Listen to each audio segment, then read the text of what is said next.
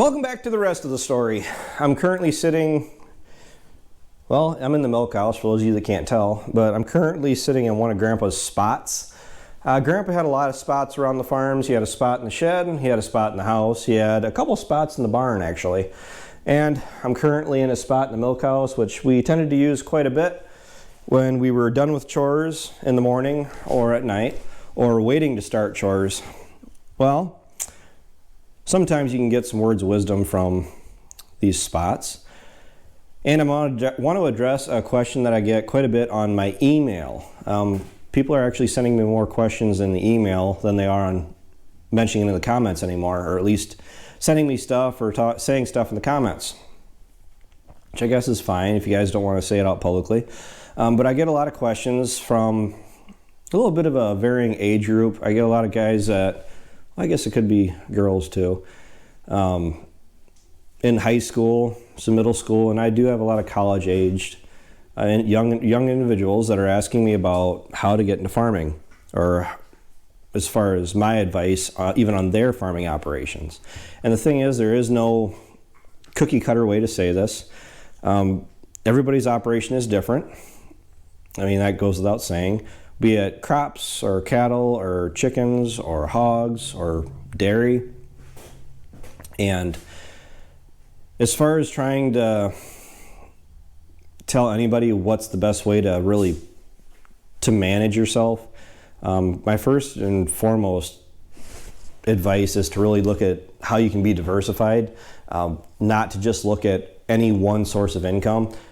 As far as just going and saying that you're just going to raise corn and beans, or you're just going to raise cattle, or you're just going to do hogs, that's fine when the years are going good and the money's really rolling in. But as far as being protected on the years where the market turns down, you kind of leave yourself open for having some lean years.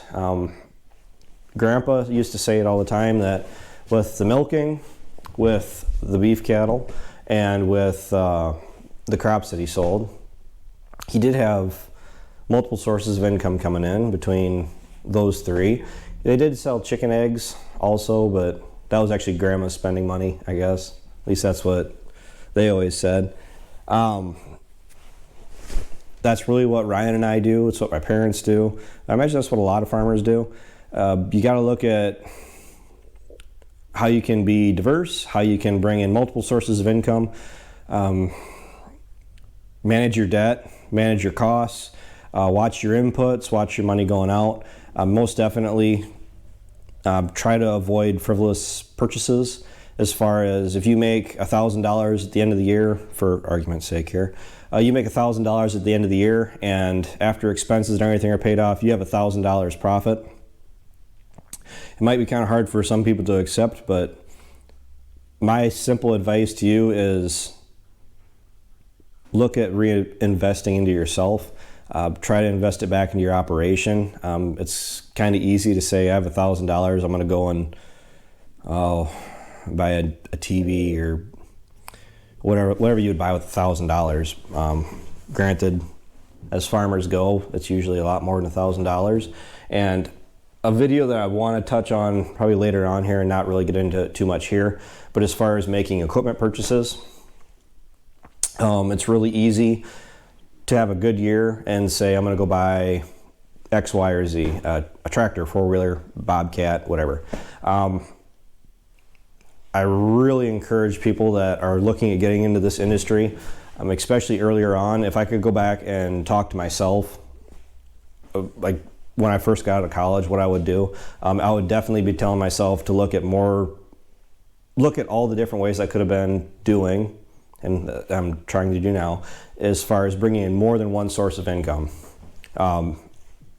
Yes, everybody knows that YouTube does pay.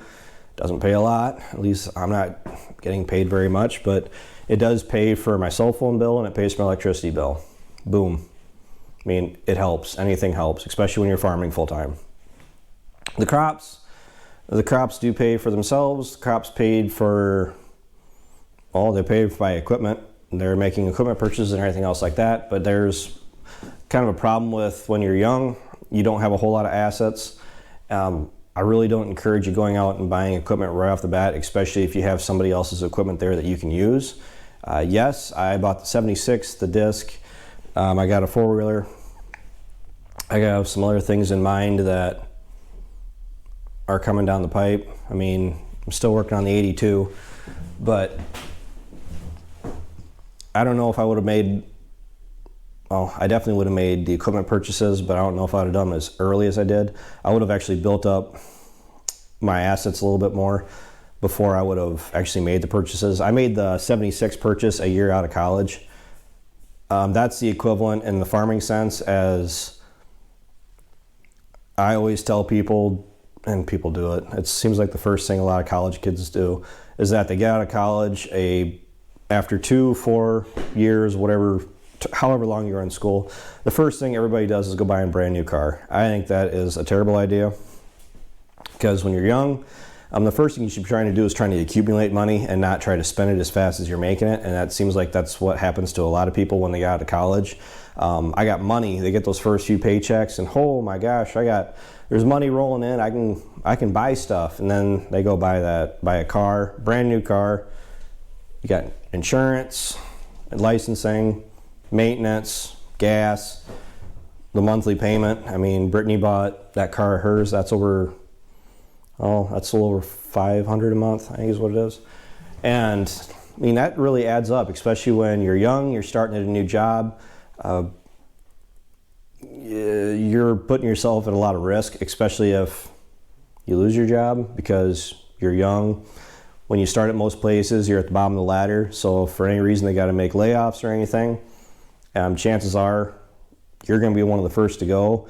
And because you're putting money out into your car or whatever else, stuff that you really could have probably lived without, that you could have lived with that 20-year-old beater that you had through college, and you're probably not going to be able to take too much of a hit to the checkbook if things go south. Now, trying to relate that into farming, same thing. You have a good year, one good year, and you say, all right, I'm going to go buy X, Y, or Z. Great. What are you going to do in year two when the markets drop by 30 cents? Or the cattle market drops, or a disease comes through or comes across the country and wipes out your hog herd, or well, that happened with even turkeys here a few years back. What was the name of that? We're at a lot of risk, especially with farming. I mean, yeah, it's easy to say a town job is one thing, you can go get a different job, but on the farm, we are very susceptible to any little thing in the news that can disrupt our flow of income. A big thing for me was marketing. Marketing is huge. I'm shifting gears back to talking about farming here. As far as what you can do to be successful, I strongly encourage you to look at marketing. I left a lot of money on the table when I first started by not locking in prices when I could have. I'm talking when I could have locked in. Well, the best corn I've ever sold cash was $4.12. Okay, to put that in perspective, that was the first year I started farming. And 2013 was my first year producing corn and soybeans. $4.12 was the best cash price I have ever gotten for corn, and that was the first year I farmed. Put that in perspective, my average last year, I believe, was $3.91. And last year was my first year where I've actually had a solid grasp on what I'm doing as far as marketing. What was the harvest price last year? $3.50-ish? I'm talking corn. A far cry from $3.91, I tell you what. Definitely try to develop a plan as far as what you're going to do for any potential expenses, unexpected expenses. Try not to just live just by the seat of your pants as far as buying cows. Okay, what are you going to do if you got to buy feed? What are you going to do if you have a big vet bill? What are you going to do if you're raising cows and half of them don't get bred or they abort? Try to plan for the unexpected. Having money on hand is not a bad thing. Try to resist the urge to spend money and try to keep it from burning a hole in your pants. Money in the bank account is great. It might be kind of hard to say. It is hard to say. I've lived through it. As far as keeping money around so you can pay for unplanned expenses and try to keep yourself from being exposed too much from any possible expenses, repairs, vet bills. It happens. I mean, I'm going on 30 years old this year. I'm not exactly happy to say that. A couple of my friends are, well, some are already in their 30s. I have a couple that are turning 30 this year with me, and they all agree with me that at 30 years old, not looking forward to turning that dial. Expected my life to be a lot different than what it is today. Expected to be a lot farther than what I am today. But that also goes with being young and stupid. And as far as trying to tell anybody that's asking me advice, it's hard to tell. It's not a one-size-fits-all. Everybody's operation is different. Some people have family helping them. Some people don't. Ryan and I are lucky enough that we're farming with our parents, but we do take in some of the expenses too with my dad. There are people out there that don't have that option. Unfortunately, life's going to be a little bit harder for you. Then again, maybe not. If you can find an older farmer that is willing to be more of a mentor and guide you, I really encourage that. Knowledge is power, guys. Knowledge really is power. Don't close your mind off to different ways to make money. I know everybody wants to farm full time and make this a full-time job. It's not easy. Even for me and Ryan, yes, we're here full time. We're busy 365 days a year, but it also means watching where the dollars are going day in and day out. You need to know what's coming in just as much as what's going out. It's constantly knowing in the back of your mind what your checkbook is currently at. So, any more questions? Any questions? Don't feel shy to ask. I will try to talk to everybody, respond to everybody. I can't have full blown out conversations, but I can try to guide you as best I can. But I got a lot of learning to do myself. I feel a lot better, and I could tell you exactly that. If I could go back and start off from the day I graduated college with everything I know now, my life would be completely different.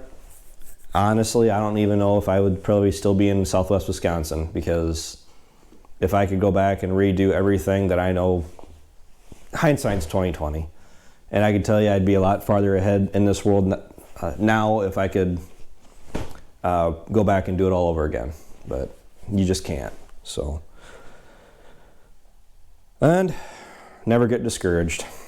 I've been kicked down and beaten up more than enough times as far as between cattle and crop issues and prices and everything else like that. If you can remain positive and and keep getting up every morning and just doing everything you can that's under your control, that'll get you through the day, as opposed to trying to stress over what you can't control. So, like I said, between marketing and just making sure you understand what you're doing as far as raising your animals, raising your crops. We're kind of screwed as far as this area goes because we really only have corn, soybeans as the really main cash crop. Alfalfa, yes, but you gotta be able to get it made in a decent amount of time. The hay market is just booming right now. I don't know if it's gonna be that same way in 5 years. Mulch, I think you guys know who I'm talking about, isn't an option for us. Organic, I've never looked into organic. I honestly don't know where the markets are. I don't know the nearest markets. As far as organic goes, it seems like that's kind of a fleeing thing in itself. You don't hear many people talk about going organic anymore. As far as wheat or oats, like small grains, the only market for oats well, there's a few markets for oats, but the problem is the price isn't that great.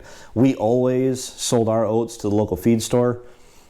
Oats never really did pay that great. My friend up in Canada, he says he can raise and sell oats for like $1.50 more than we could ever have gotten, and that's for our good quality stuff.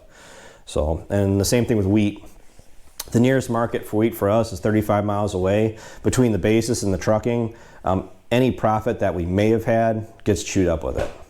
So I think that's enough for this video. I can sit and probably talk for like another hour or two pretty easily, but we got to refrain from doing that. So thanks for tuning in. Thanks for watching. Everything is starting to melt outside. It's really starting to feel a little bit like spring is coming. I really hope for that, because we need a very long, steady warm up into spring, so the snow and all this moisture that is in the ground can dry up so we can get into the field. So with that, take care, take it easy, keep in touch. I'll talk to you later. And now you know the rest of the story.